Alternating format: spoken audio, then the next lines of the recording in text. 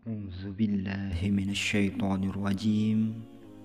بسم الله الرحمن الرحيم. السلام عليكم ورحمة الله وبركاته. اللهم صل على سيدنا محمد عبدك ورسولك النبي الأمي وعلى آله وصحبه وسلم. رب اشرح لي صدري ويسر لي أمري wahlul 'uqdatam min lisani yafqahu qawli. Syekh Abdul Qadir Al-Jilani rahmatullah alaih memberikan nasihatnya pada tanggal 19 Rajab 545 Hijriah sebagai berikut. Nabi kita Muhammad sallallahu alaihi wasallam bersabda, barang siapa ingin menjadi orang yang paling mulia, hendaklah ia bertakwa kepada Allah. Barang siapa ingin menjadi orang yang paling kuat, hendaklah ia bertawakal kepada Allah Subhanahu wa ta'ala. Dan barang siapa ingin menjadi orang yang paling kaya, hendaklah ia lebih mempercayai yang ada di tangan Allah Subhanahu wa ta'ala daripada mempercayai yang ada di tangannya sendiri. Barang siapa menghendaki kemuliaan di dunia maupun di akhirat, hendaklah ia bertakwa kepada Allah Subhanahu wa ta'ala, karena Allah Subhanahu wa ta'ala telah berfirman dalam Quran surat Al-Hujurat ayat 13 yang berbunyi, Inna akramakum indallahi atqakum.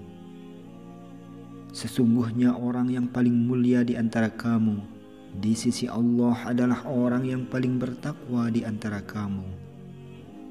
Jadi, ketakwaan kepadanya itu akan mendatangkan kemuliaan, dan kemaksiatan kepadanya tentu akan menyebabkan kehinaan. Barang siapa menginginkan kekuatan dalam memegang teguh agama, hendaklah ia bertawakal kepada Allah Subhanahu wa ta'ala. Karena tawakal dapat mengobati dan menyebabkan ketabahan hati, bahkan dapat memelihara dan mendidik hati, dan dapat menunjukkan kepadanya berbagai keajaiban. Janganlah engkau bergantung kepada uang dan asbabmu, karena semuanya itu akan menjadikan dirimu lemah dan hina. Hendaknya engkau bertawakal kepada Allah Subhanahu wa ta'ala agar Dia memberikan kekuatan dan pertolongan kepadamu. Dia akan bersikap lembut kepadamu dan akan membukakan untukmu jalan yang tidak terduga, dan Dia akan menguatkan dirimu. Janganlah engkau hiraukan apakah orang mau menerima atau tidak. Janganlah engkau hiraukan apakah dunia datang atau pergi. Jika seperti itu keadaanmu, engkau akan menjadi orang yang paling kuat. Jika engkau bergantung pada harta, kedudukan, keluarga, serta asbabmu, berarti engkau telah memancing kemurkaan Allah Subhanahu wa ta'ala terhadap dirimu. Ketahuilah bahwa sesungguhnya Dia amat pencemburu. Dia tidak suka sekiranya di dalam hatimu ada selain Dia. Dan barang siapa menghendaki untuk menjadi orang kaya di dunia dan akhirat, hendaklah ia takut kepada Allah Subhanahu wa ta'ala, bukan takut kepada selain Allah Subhanahu wa ta'ala. Hendaklah ia berdiri di pintunya dan malu kepadanya sekiranya ia datang ke pintu selain pintunya. Hendaklah matanya hanya memandang kepadanya, yakni mata hatinya, bukan mata kepalanya.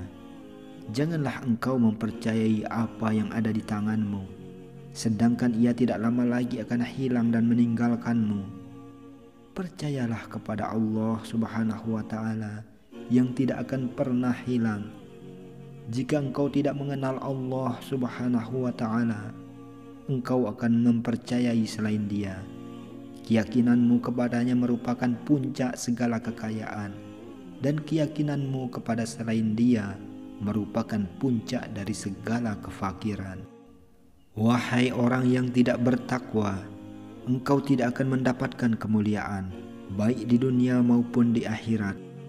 Wahai orang yang bertawakal kepada makhluk dan asbab, sungguh engkau tidak akan mendapatkan kekuatan dan kemuliaan dari Allah Subhanahu wa Ta'ala di dunia maupun di akhirat. Engkau tidak akan memperoleh kekayaan dari Allah di dunia maupun di akhirat jika engkau mempercayai apa yang ada di tanganmu sendiri melebihi kepercayaanmu terhadap apa yang ada di tangan Allah Subhanahu wa Ta'ala. Jika engkau ingin menjadi orang yang bertakwa, bertawakal, dan yakin, wahai gulam, hendaklah engkau bersabar, karena sabar merupakan asas dari setiap kebaikan.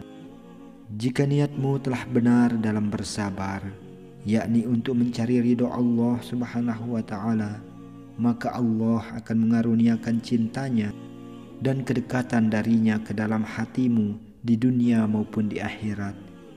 Sabar artinya ridho kepada Allah Subhanahu wa Ta'ala dalam semua ketetapannya yang telah terdahulu dalam ilmunya. Tidak ada seorang makhluk pun yang mampu menghapusnya. Seorang mukmin yang yakin harus memiliki keteguhan semacam ini, kemudian bersabar atas ujian yang menimpanya secara sadar, bukan terpaksa.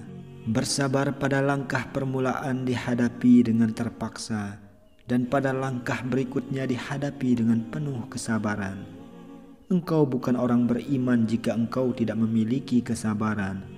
Engkau bukan orang yang bermakrifat jika dalam dirimu tidak ada kerelaan. Semua ini merupakan sesuatu yang tidak bisa datang hanya dengan pengakuan. Tidak ada pembicaraan sehingga engkau melihat pintu itu. Kemudian engkau menghapuskan galur itu dan bersabar atas deraan takdir serta langkah-langkah bahaya dan manfaat. Engkau menginjak dengan hatimu bukan dengan jasadmu. Jasadmu berada di tempatmu yang tidak tergeser seolah-olah engkau tidak bernyawa. Perkara ini memang memerlukan diam tanpa gerak.